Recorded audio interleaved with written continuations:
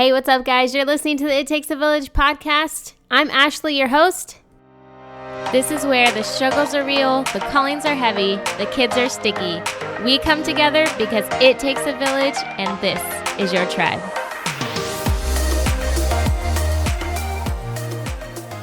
Hey guys, thanks for listening to the It Takes a Village podcast. As you know, a lot of things are going on right now, depending on when you're listening to this. If you are listening to this present day, we are currently going through the coronavirus situation, and differently throughout our states. It's being handled in various ways, and so there's a lot of unknown. There's a lot of things out of our control. However, I still wanted to release this episode because there are certain things that we can have control over, that we can impact and influence, and we can benefit greatly from this time together. And the one thing is your marriage. And today I'm really excited to have Rachel Ballard on. She has a marriage podcast called How to Like Your Husband, which is awesome. But anyways, we're going to be talking about how you yourself can impact your marriage and change your marriage just by being responsible for you. It's awesome. It's good. I hope you guys enjoy this. Let's get to it. Hey guys, I am super excited to have Rachel Ballard on the podcast, another mom caster, fellow podcaster, with a really awesome topic. I feel like your podcast covers, Rachel, which is marriage. And I love the title of your podcast, How to Like Your Husband, because that's hilarious. But this is something I'm super passionate about, something that me and my husband try to talk to other couples about, and not always successfully. Like, some people just aren't on the same page, or I don't know, but it's something I love to talk about. So I'm really excited to have you on, really excited to dive into this conversation, and glad to have you on. Well, great. I'm excited to be here. I look forward to it. Yeah. Let's dig into it. Yeah. Let's talk marriage. I mean, first off, we're talking about basically, I don't even know a good way to put it, how we can show up for our marriage. Like, if you're just worrying about yourself and not your spouse's side of it. But I feel like so many times we can sit there and, look at our relationships of any kind, really, and notice and point out where everybody else is falling short, and point out, oh, if they did this better, then I wouldn't respond this way, or, so I'm really curious how you came up with this perspective of let's start with you here. Let's focus on yourself and how you come into this relationship. Absolutely. Well, for me, it really came down to the fact that I had spent years trying to change my husband and saying things like, if he would just change this, if he would just stop this, if he would just start doing this, then I would be happy, then I would be content with this, and then we would have a good marriage. And, after a decade of that, and to no avail, it was like, okay, well, here we are in this major rut, and I can either keep trying to change him, who I have zero control over, or I can do something I do have control over, and that's change my mindset and work on myself and just focus inwardly, and see how that works, because what do I have to lose at this point, right? Right. So so how do you go about doing that? And I mean, I'm just thinking from other women's perspectives of men who, they feel like it's unfair that, they feel like he's not showing up, or he's not participating in the effort. And, but yet, you want to be your best self. I feel like a lot of women, maybe I'm guessing wrong, but I'm assuming that, you feel like you're doing all the things and their participation is at zero. So how do they justify that? So honestly, it's not a super popular opinion in the beginning, but I think if you really just sit on it for a minute, you can get used to it. You can marinate in it, right? But here's the bottom line. We're moms, we're women, we're used to doing all of the things. Right. So last time I checked, you cannot fix your children. You cannot fix your husband. You can change your own mindset. You can't mindset anybody else. So I don't disagree with you that sometimes it sucks to have to do all the work or feel like you're doing all the work.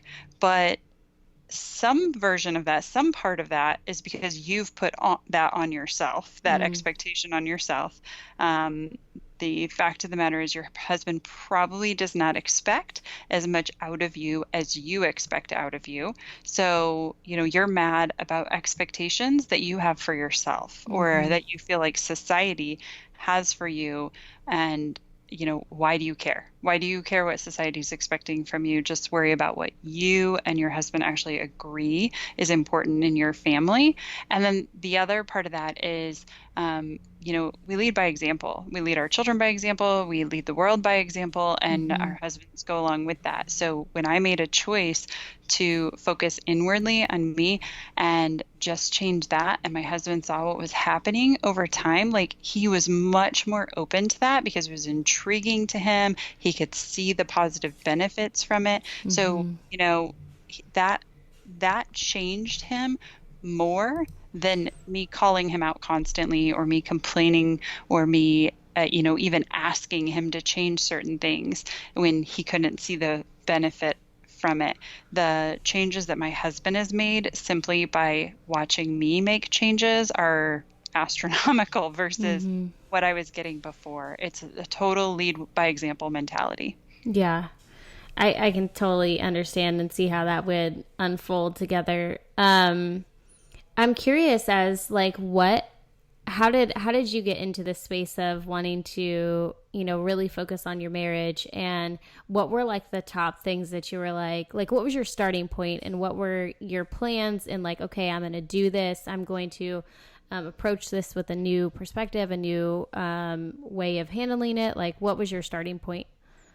So for me, we went to dinner with some friends, and I guess I have to give you a little background there, but we have his, mine, and ours kids Uh-huh. here. So my husband and I are both previously divorced. We met when our boys were very young, two and a half and Mm-hmm. 3.5. So and then we have two girls together. So, like right this second, we have 18, 16, 11, and 8. I think that's correct. And so we have some version of that. But, Yeah. a few years ago, like we were out to dinner with friends, and they made a joke about the fact that if we hadn't have had the girls, like we would be empty nesters soon. Right? Mm-hmm. Mm-hmm. The boys would be graduating high school in a few years, and we would be under 40 and with no children at home. Yeah. And we all had a good joke about that. We had a good laugh. But when I got home, I was thinking about it and I was just like,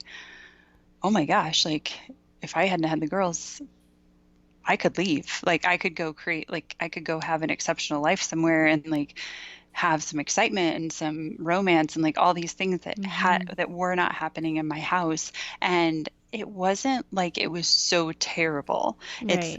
I'm not a woman that's been abused. I'm not even a woman that gets yelled at all the time, like it Yeah. was literally like we had become logistical partners. We got all the Mm-hmm. humans, all the places on time, Right. most of the time. Yeah. And and we own a business together. We do that super well. Great business partners, right? It was the other things, the friendship, the intimacy, the respect, like all of those had Mm-hmm. just fallen off to where we were like decent roommates. And Yeah. I wanted more out of my life. But what I also knew from experience is that I did not want to share my children. Like I hate having to share my son. I hate it. Um, and I hate having to share my bonus boy and all those things. So I'm like, I don't want to do that.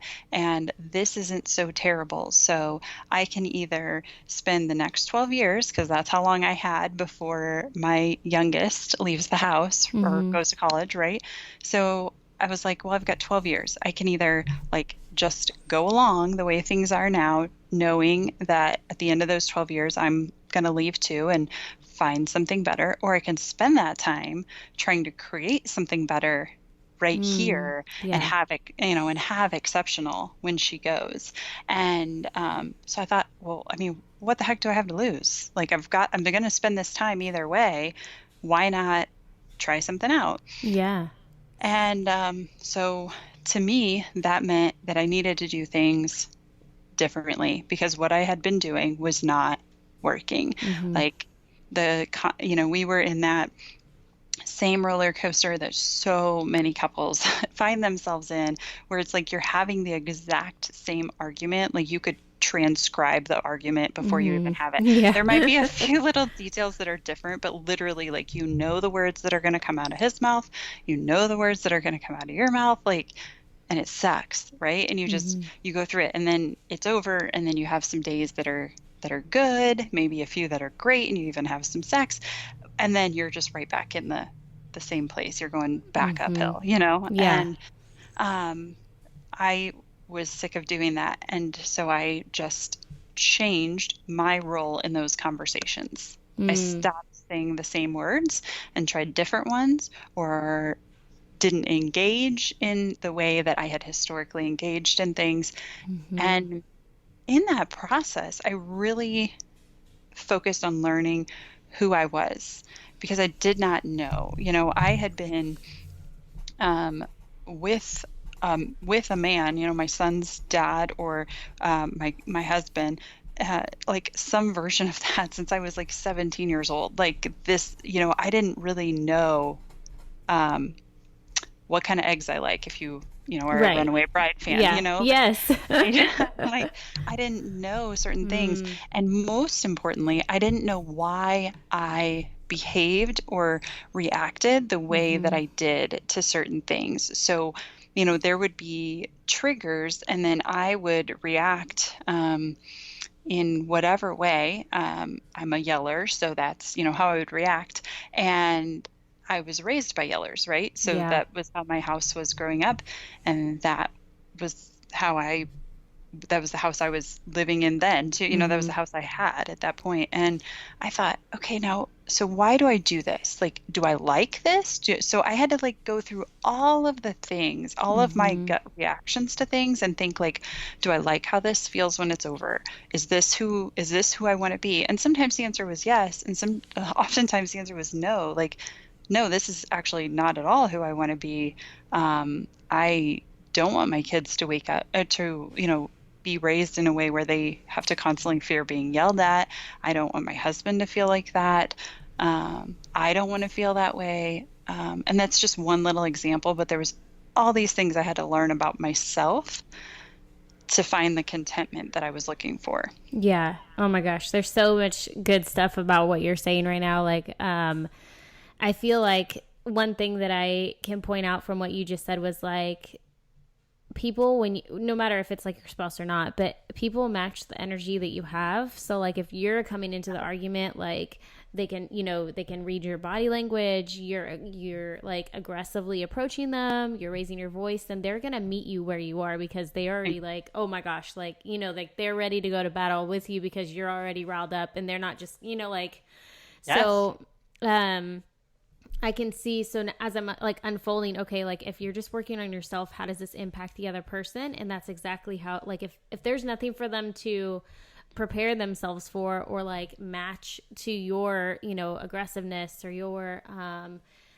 deceitfulness, or your, however you typically approach arguments or confrontation or situations or communication, like, then they have to change, because they're like, wait a minute, like she's not doing what she's normally doing. Well, like, okay, Yeah. And in some way too, not only do they have to change, but there's also another level of that where they get to change, or they get to be more vulnerable with you, or feel safer with you, if they know that your like first reaction is not going to be to yell at them or belittle them, or right, whatever your go-to move is. If they know, oh my gosh, like she's not going to do that anymore, I could actually be honest right now about right, how I feel about this. Like mm-hmm. it changes not just your marriage, it'll change how your kids react to you, and just humans in general, all of the humans Yeah. react in a better way. So Yeah, no, I think that's great.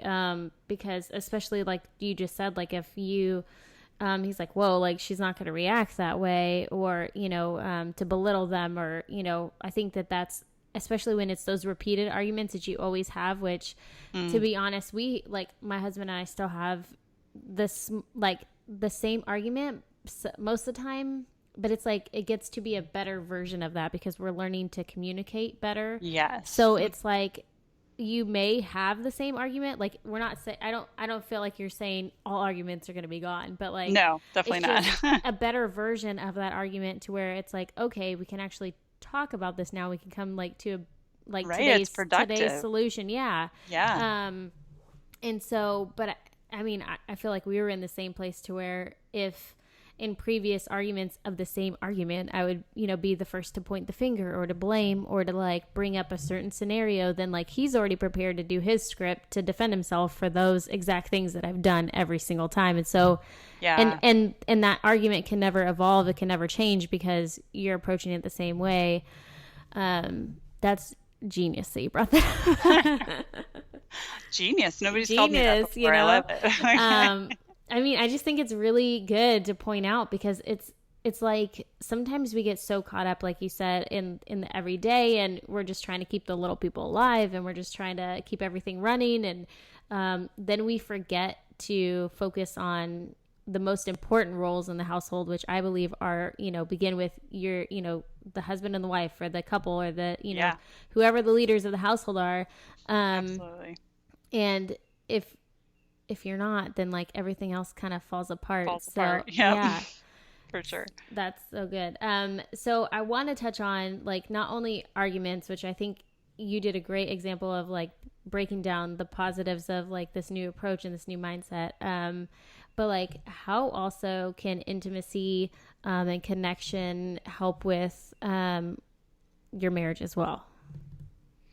So intimacy is, I feel like, one of the three pillars of a great marriage. Mm-hmm. And I think along with that goes like vulnerability, trust. I feel like all of that goes together. But as far as being intimate, the thing that I just always remind women of is that for us, we need to feel emotional connection in order to want to be intimate with our husband, right? Yeah. Well, they need the exact opposite. Mm-hmm. They need the physical intimacy in order to feel emotionally connected. Yep. So on some level, like you're both just sitting there waiting for something to happen, like we're waiting to be emotionally connected with, and they're waiting for some sex to where we can all get together on the same place, right? Yeah. So, again, you can sit there and keep waiting for that, or you can do something to change the situation that you're in. And, this is a man that you're married to, that you trust, that, has your best interests at heart. These things, like, sometimes you just got to do it. Like, even if you're not feeling that emotional connection, like, just have sex with your husband, like, go, like, make something happen there, and then see what you get out of it afterwards. Or if you're like not comfortable with that, I always recommend some well-placed texts. I think texting can be such a fun way to like get a flirty vibe back in your relationship, and it can start that spark and get you guys a little bit connected to where it makes it easier for that shift to happen. Or where, if you've let him know in the course of a day that you are thinking about him, that you're interested, that, whatever it is, that he's on your mind, that allows him to be a little bit vulnerable, to realize like, okay, all right, I don't have to fear rejection because she's already talking about this. Like she's already talking about it. So I can pursue that because she's not going to reject me because she has said, this thing, whatever that thing is. And it can really get you guys to a place where then he pursues you and gives you that emotional, thing that you want, to hear that you're beautiful, or to touch you in a way, or, whatever the foreplay is that gives you that emotional connection.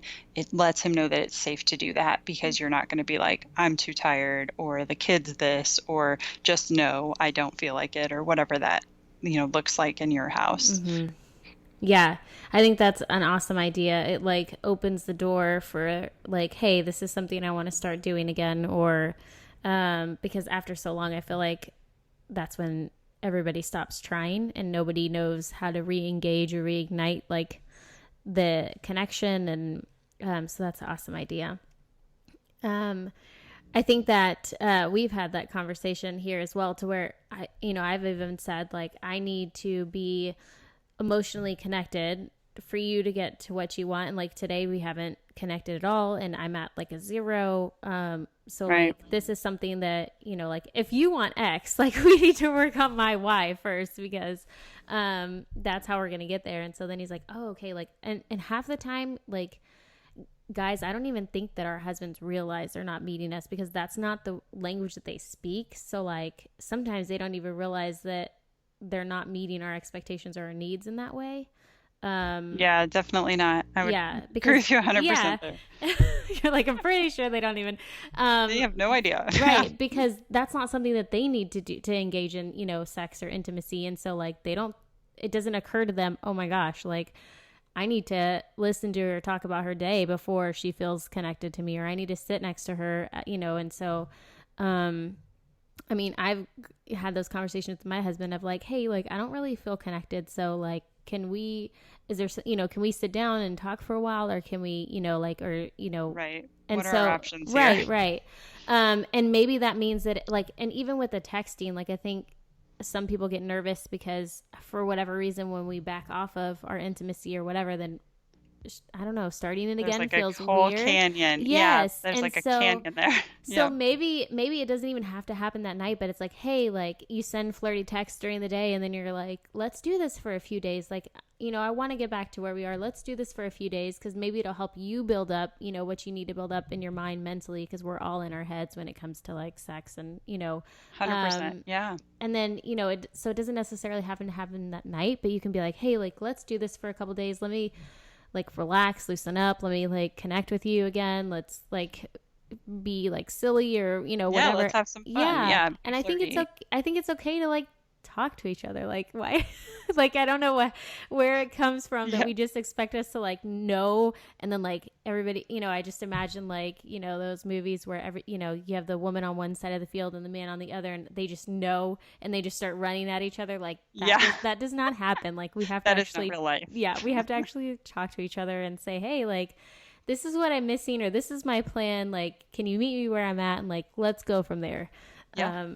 Yeah, that's so funny. But I did notice that you do have some ideas. Like, if you guys are interested in starting this like flirty, sexy texting, you had some on your website, some ideas for that. Am I right? I do. Yeah, I've got a free download on the website. It's 50 Sexy Texts. You can actually get it at 50sexytexts.com. And that's 50 for 50. And in that, you've got 3 levels of text. So you've got like a really innocent, clean version that just kind of like lets them know that they're on your mind. And if you are not a person that has sent sexy texts to your husband before, I would say definitely start on page 1. Don't turn the page. It can get really scary as you get Like, farther whoa. into it. Yeah. Yeah. So start there and just, get some fun conversation going. And don't just think to yourself, like, don't overthink it. Like, a text should take, 5 seconds. And if you have 5 seconds to text your girlfriends, you have 5 seconds to text your husband. You can do it while he's at work or while you're at work. Literally, if you're making dinner and he's over helping somebody with their math homework, you can send a text and like you're in the same room, and that makes it even Ooh, more yeah. fun, because it's like, oh, like now we're doing secretive. Yeah. something Yeah. secret, like now that's fun. Or, if he's giving a kid a bath or whatever, and you can send something and let him know, like, hey, this is my plan for after we get the kids to bed tonight, or whatever, but the first page is just really more laid back and just letting them know that you're thinking about them, and then we build up the hotness level as you move back farther in the document. Yeah. I think that's awesome. Because especially when you're like, this isn't your zone, like you're not normally Right. I think having these scripts and like, he's not going to know, guys. Like, he's not going to care. Even if he did know that you're like on Rachel's website, like looking at Yeah. these texts, like, he is not going to care that that's where you're getting it from. He's going to be just more like excited that you sent it in the first place. Yeah, and you Um, can like cut and paste like where you're just like saying exactly what it says, or you can like get the idea and then use whatever the like vernacular that you guys use. A lot of couples have their own little like code words for things and yeah. little fun inside jokes and stuff like that. So, put some of that into it. Put some um, of your flavor of your friendship into it as well. So he gets to be reminded of who you are beyond just mom. Mm, yeah. That's such a hard place to be at. Like, being able to flip from mom to wife in like a matter of, usually it's like an evening, right? Because we get Right. like, we do all the things with the kids, and then once the kids are in bed, it's like, oh, like now I need to be, this like Right. dominatrix woman, like Yeah. Yeah. Well, and then especially if like sometimes we're trying to build a business as women. So like yeah. literally like bedtime is our time to like work on our business. But oh hey, we got to make sure our husbands know that we're still thinking about them too. Or like Mm-hmm. it might be the only time we've been able to like sit down and be by ourselves all day or whatever. Yeah. So we really have to think through like where we're going to get our time for ourselves, where our kids are going to get their attention, and then even more importantly than where they're going to get that attention is where we're going to give our husbands attention and he's going to give it to us. Because Yeah. when mom and dad are happy, when that relationship is good, everybody else is better. Yeah. Everything else flows better and is less needy, and Mm-hmm. it's just a more positive vibe. Yeah. So I'm curious how you, if you don't mind sharing, how do you flip the switch? Like, how do you change from mom mode to wife mode? Huh, that is a good question. I think it's a little bit different in my house because my husband gets up super early. He Mm-hmm. gets up at 3:30 in the morning. So Oh my he goes gosh. to yeah, so he goes to bed before um, my kids, or and definitely before me. So one of the things that I have to do in order to make that work is well, it's probably about three things. So I'll give you all three of those. And I think you can find ways to work those in even if your husband's not getting up at 3:30 in the morning. Yeah. So one of the things is that I get up early as well. So I don't get up quite that early, but I do get up before he leaves most of the time. And Mm-hmm. so that we're at least able to like speak to each other, put our hands on each other in some way, a hug before he leaves, a kiss. Like Mm-hmm. if I made him lunch that day, like making him lunch is like his love language. He loves that. And so, if I've done that, I can get that out for him or whatever, but making sure he knows like that I thought about him after he went Mm-hmm. to bed and did something where that's concerned. So that's one of the things is just making sure at some point in the course of the day, he knows that I did something to speak his love language. Like, and for my husband, it's, making his lunch and putting my hands on him in some way Mm-hmm. like that does it for him. And then I would say the second thing is that my phone alarm is like my best friend. So it's like my to-do list. So I have about a million phone alarms and, they all say different things. So you can set up your phone alarm that when it goes off, it tells you something. It has a little word that comes up on your screen, right? And you can Mm-hmm. adjust that.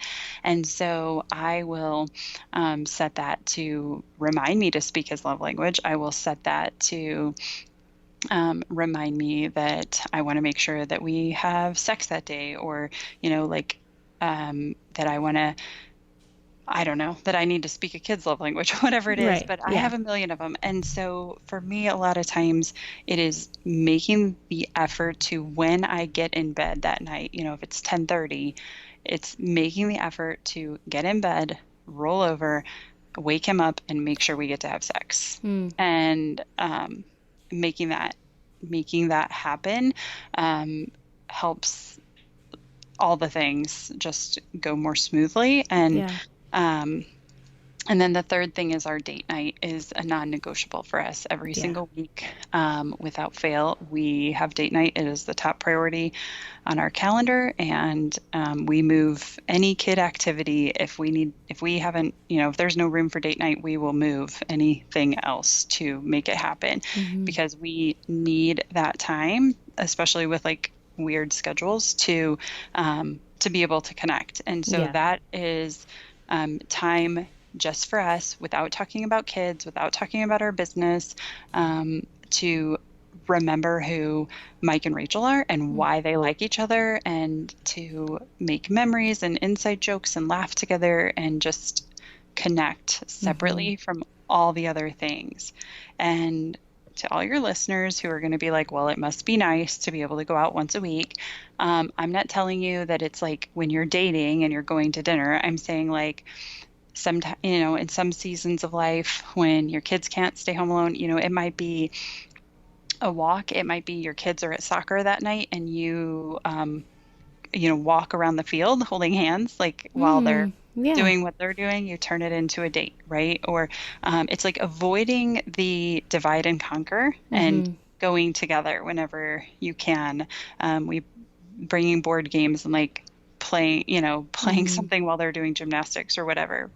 For us now, it might be going on a hike. It might be just, if we don't have a babysitter for one of the younger kids, like we will literally just go walk around the block and peek our heads in, every time we Yeah. go around because our youngest is 8, so she can't stay home by herself, but she can definitely be in the house while we walk around the block, and no big deal Right. to her. So we'll just walk around and peek in on her, and that gives us time to connect. So we make that a priority, but we also have to make it work within our life, and I feel Mm-hmm. like anyone can do that.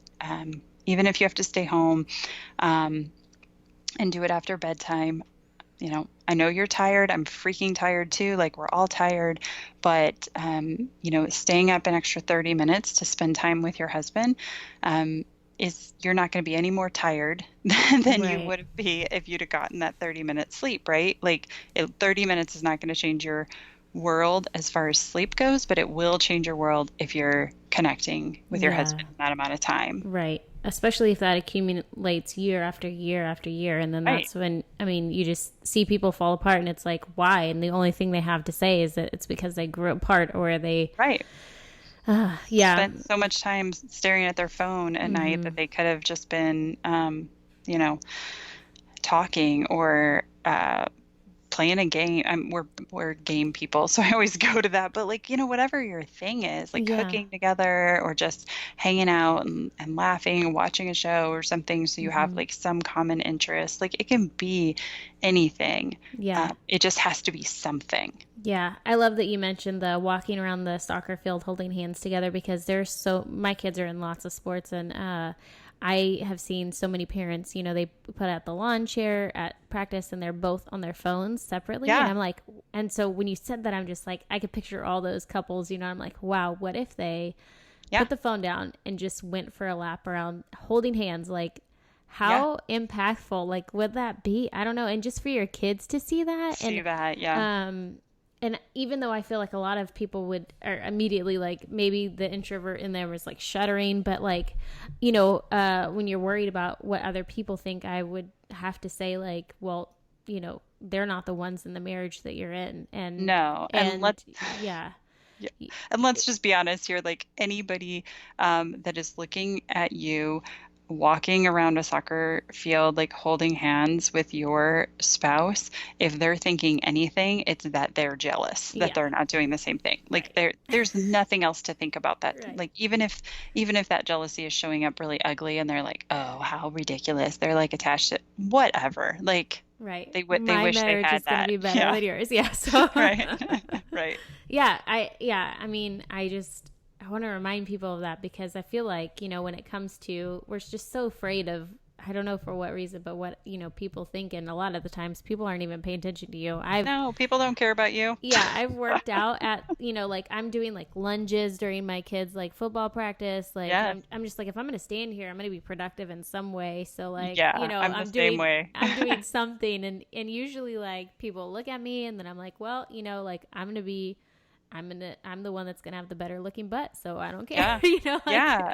Like I you mean, can utilize that time. And right. it shows your kids too. Like, I think there's like some value in, you know, I've had people argue with me and be like, well, I told him I'd watch. You're not watching. You're playing on your phone. Like, Right. come on. Yeah. Like, you're not.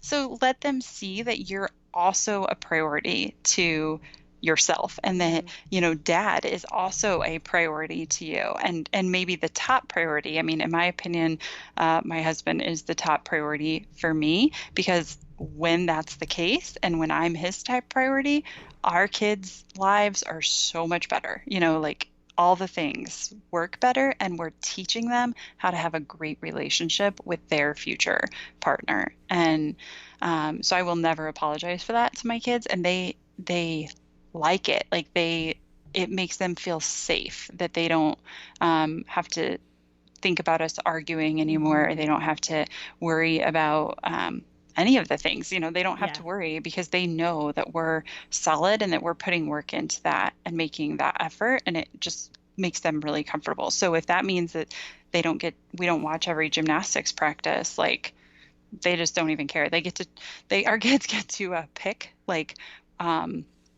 once a month, they get to pick which thing they want us to like sit at and watch the whole Mm-hmm. thing. And then we like give them our undivided attention for that time. And Mm-hmm. then at other times during those events, like we'll work out or like I said, we'll go spend time together or we'll do one-on-one time with another kid or, whatever that looks like. Right. Yeah. And when they look back at their life, they're not gonna be like, man, mom never, like Right. No. mom should have gotten divorced so she could have seen all of my practices. Like this Right. is ridiculous. No. No. They're gonna be just grateful that out of all their friends that their parents have made it through, that now they know how to apply the same skill to their relationships. I mean, just so good. Okay, so for moms who are listening, who are like, yes, I want to turn this thing around, what would you say is like their number one starting point, or like, I feel like we've touched on so much that is so good, but for moms who are like, okay, give me the one thing like today that I can just start doing, or maybe the thing that they need to think about. What advice would you tell them? Sure. So, I'm not avoiding your question at all, but I do have a podcast episode that is like how to start changing your marriage, and that Mm, gives you like the first three steps. And I would say okay. that the first things that because I can in that you'll get the whole breakdown of these, but which I don't have time to go through all Right. those right now. But I'm going to lay them out for you, and then I encourage you if any of it doesn't make sense, like go check that out because it'll give you what you need. But Yeah, definitely. start looking at yourself. Like stop looking on the outside and figure out Mm-hmm. like who do I want to be? How do I want to show up for these kids? Like how do I feel after I talk to them in certain ways? Like how do I feel at the end of the day? What am I unhappy with? Mm-hmm. And like just start getting thinking through that and writing that down in some way, like if it's on a computer, if it's on paper, or if you're even just like doing a voice memo on your phone and just like talking yourself through it. Like you can therapy yourself through almost anything, Yeah. like just talk yourself through who you want to show up as, Mm, and then start paying attention to who you are actually showing up as. Changing your marriage, the part where you change your husband, like that's not here. Like this right. is all about you and focusing on you. And I would say if you need something really tactical, because that's the personality type that you are, that does apply to your husband in order to feel successful or like you're actually working on your marriage, then what I would say to that is start practicing some gratitude. Mm-hmm. And even if you're a person that already does that, I know like with the Rachel Hollis phenomenon, a lot of us are practicing gratitude right now. So that's great. I would say to you, make three of the things that you write down that you're grateful for have to do with your husband in that Mm-hmm. 24. So in a 24-hour period, in the morning, if you do it at night before you go to bed, whenever you do it, make sure you're writing down 3 things that you are grateful for your husband for that he has done in the past 24 hours. And like it will be hard in the beginning. Any gratitude practice is hard in the beginning because we're not trained to watch for those things. But what it does is it opens you up to training yourself to be watching for the good in him. Yeah. Yeah. And so, I mean, that's like something just really tactical that you can start doing that will feel uncomfortable in the beginning, but later you'll just find that like, oh my gosh, like you're noticing those things about him more often because you know, like, hey, I gotta write 3 things down later. Like, so I need to be watching, and they might be so small. They might be, you know, something that's like, I love the way you kissed Hattie's boo-boo when she got hurt, or thank you for making sure all the doors were locked before we went to bed, or whatever. Like, it doesn't need to be huge. So focus on you, figure out who you want to be, and then who you are currently showing up for, like, you know, who as, not like, as, who you're currently showing up as, and then start shifting to where you're wanting to be. Like, pick something. Don't try and change all the things. Pick a thing and start focusing in and working on that thing. Yeah. Oh, so good. And I before I end, I want to just like, I love all those tips. And even though it's like so simple, it has such a huge impact. Like all those, you know, writing down the things that you're grateful for, especially right now when social media or like just life in general can just be overwhelming or negative, and like being able to be like, oh wait, but these are the things that I have that are so good, like right now. And I think that's such a good thing to start practicing. But one thing that I just keeps coming to my mind during this conversation is like, I think you said something at the beginning that triggered this in me. What is that, like that old saying, like the grass isn't always greener on the other side, because and the grass gets better where you water it. And I feel like that is so true, like in this whole conversation. And just like wherever you go, there you are, right? So like you could leave and it's not going to be any better. Like you always have that honeymoon period, no matter who you're with.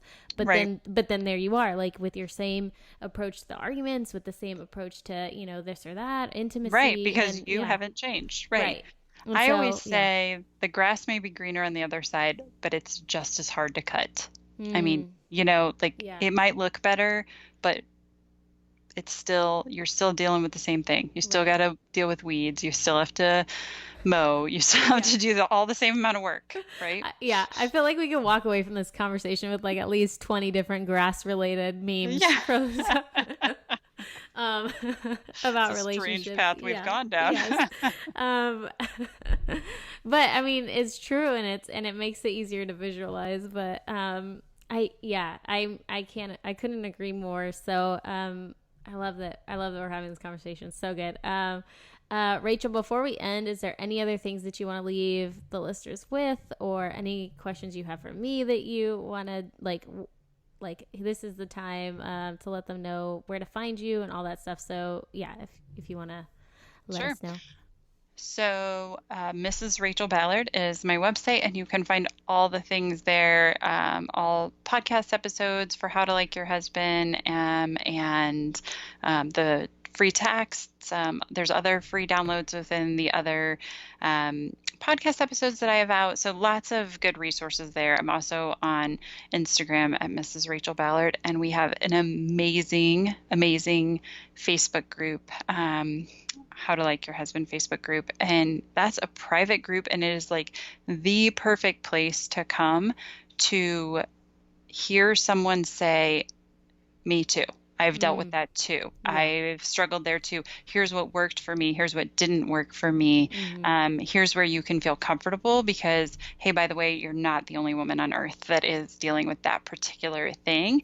Right. And that is such a fun and just cool place to be, a freeing place to be, right? So yeah, and then besides that, I think it's just go make out with your husband. Like, that's what you ought to do. Oh my gosh, yes, I know. I feel like you're telling me exactly. My husband's always like, we should just make out. And I'm like, oh, like I'm one of those that I can't stop. I'm always doing. And so like, you have to like, I'm like, follow me and talk to me, or like, walk with me and talk to me. And I'm just so busy to where like, he's like, just stop, woman. Like, and hold still for 1 minute. Like if your lips are connected, you actually can't keep going. So yes, that might help. Okay. So he's going to listen to this and he's totally going to use that against me now. You're welcome. Yes. All right, Rachel. Thank you so much for being on, and thank you for all these great tips. You guys go check her out. Go check all the links. Sign up and get those text messages that you guys can use and start using those tomorrow. So much good from this episode, I believe. So thanks, Rachel, for being on. Thank you so much for having me.